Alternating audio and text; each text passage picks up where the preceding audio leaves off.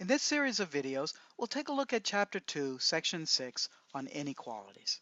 Our learning objective is to solve and graph inequalities in one variable. To accomplish this, we'll need to be able to decide whether to use a less than or greater than symbol.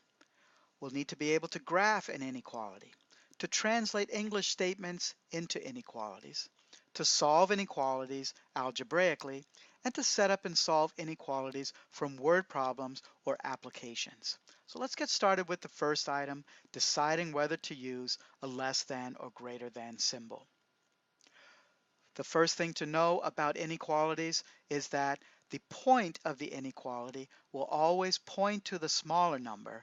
The opening will always be on the side of the larger number.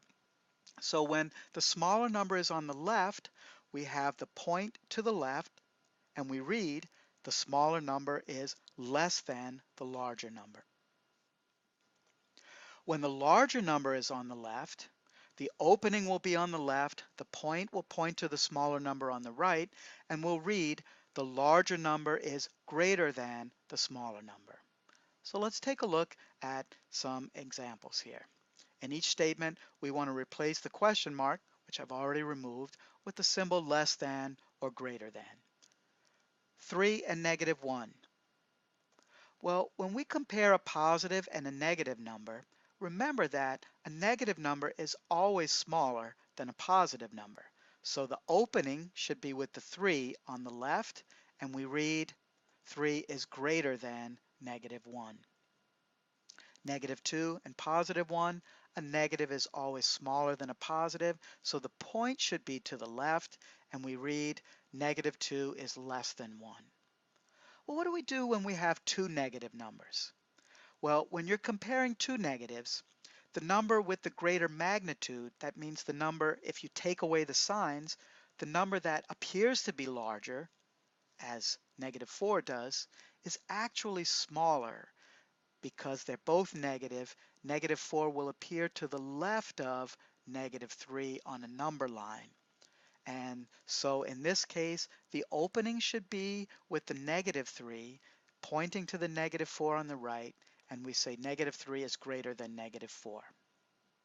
0 and 3, 0 will always be smaller than a positive number, and so the point should be to the left, and we read 0 is less than 3.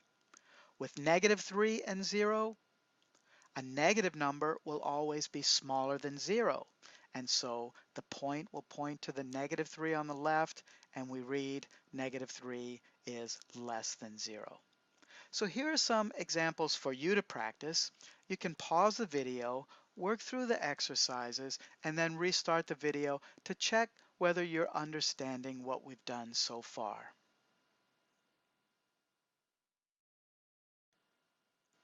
Ready? 7 and 2. 7 is greater than 2, so the opening should be on the left, pointing to the 2 on the right, and we say 7 is greater than 2. Negative 2 and negative 4, both negatives. The number with the larger magnitude is actually smaller, and so the opening should be on the left, pointing to the negative 4 on the right, and we say negative 2 is greater than negative 4. Negative 1 and 2, negative is always smaller than a positive, and so the point should be to the left. Negative 1 is less than 2. Negative 8 and negative 5, both negatives. The number with the larger magnitude is actually smaller, so the point should be towards the negative 8 on the left, and we say negative 8 is less than negative 5. 0 and negative 2, 0 will always be greater than a negative number, and so the opening should be on the left, and we read 0 is greater than negative 2. 5 and negative 3, positive is always greater than negative. The opening on the left, pointing to the negative 3 on the right, we say 5 is greater than negative 3. The next important thing to know about using the less than and greater than symbol or comparing two numbers with the inequality symbol is how do we deal with fractions, either fractions and fractions or fractions and whole numbers.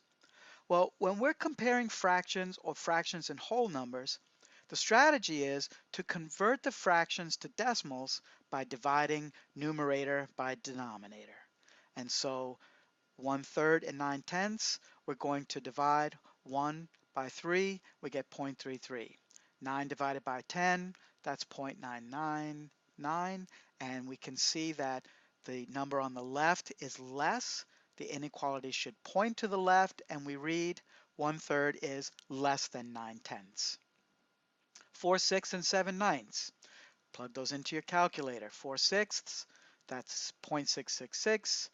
7/9, that's 0.777. The number on the left is less than the number on the right, so the inequality points to the left, and we say 4/6 is less than 7/9. 7/8 and 25/31. 7/8 is 0.875. 25/31 is 0.806. The number on the left this time is larger than the number on the right, so the opening on the left pointing to the right, and we say 7/8 is greater than 25/31. 9/11 and 41/53, we have 0.818, 0.774. The number on the left is larger, the opening should be on the left, and we say 9/11 is greater than 41/53. In this next set of examples, all of the numbers are already in decimal form. Some are negative negative, some are negative positive. So these are a little bit easier. You don't have to plug them into the calculator. You can pause the video here, work through these 4 examples, and then restart the video to check to see, again, if you're understanding what we've done so far.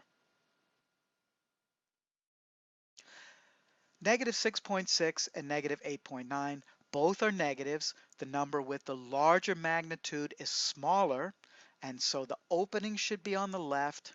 We say negative 6.6 is greater than negative 8.9.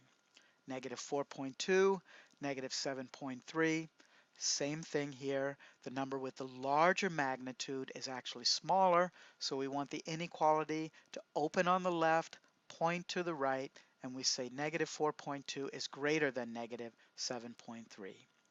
Negative 4.2, 3.5, negative is always smaller than positive. Pointing to the left, we read negative 4.2 is less than 3.5.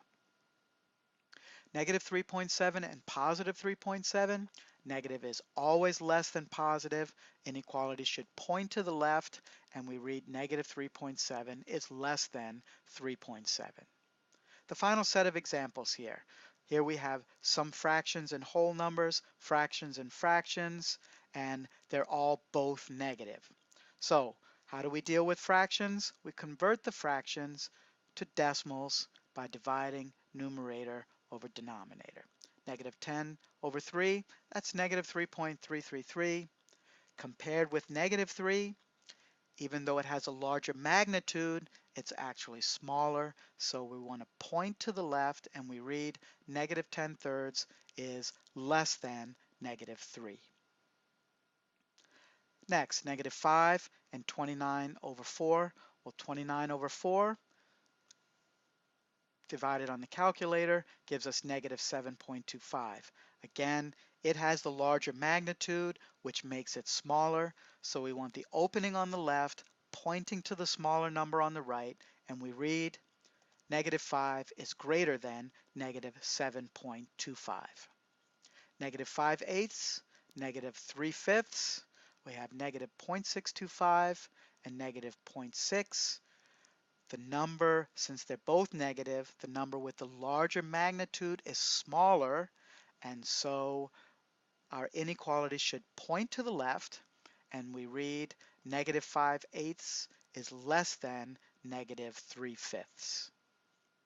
Finally, negative 2/3 and negative 1/2. You may be able to do that without a calculator, but if you need it, negative 2/3, that's negative 0.666. Negative 1/2, that's negative 0.5, and so the number with the larger magnitude is smaller. The inequality should point to the left, and we get negative 2/3 is less than negative 1/2. And that will do it for this section.